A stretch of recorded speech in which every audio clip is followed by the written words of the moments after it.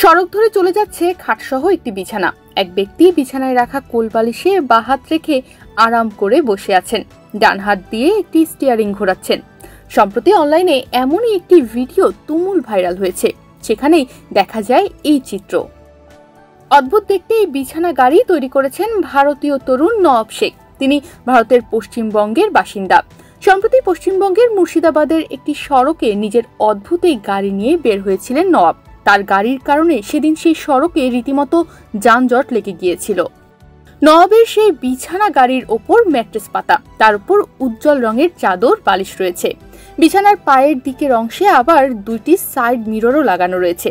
ইনস্টাগ্রামে নওয়াবের বিছানা গাড়ি চালানো ভিডিওটি পোস্ট করার পর সেই ভিডিওটি ভাইরাল হয়ে যায় নিমিষেই।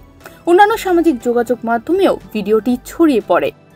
অন্য গাড়ির মতো নওয়াবের গাড়িতেও 4টি চাকা ও ব্রেক রয়েছে, আছে একটি স্টিয়ারিংও। ভিডিওতে এক পর্যায়ে তাকে দাঁড়িয়ে দুই হাত দুই দিকে প্রসারিত করে বলিউডের নায়ক শাহরুখ খানের মতো করে পোজ দিতেও দেখা যায়। তারপর বসে আবার তিনি তার অদ্ভুত গাড়িটি চালাতে শুরু করেন। ওই ভিডিওর নিচে কমেন্ট বক্সে নানা মন্তব্যে ভরে ওঠে। তবে সড়কে এমন একটি গাড়ি চালানোর অনুমতি নওয়াবের আছে কিনা তা নিয়েও অনেকে প্রশ্ন তোলেন। টাইমস অফ ইন্ডিয়ার প্রতিবেদন অনুযায়ী 1 বছরের বেশি সময় ধরে পরিশ্রম করে গাড়িটি তৈরি করেছেন নওয়াব। এজন্য তার ব্যয় হয়েছে 2 লাখ রুপি।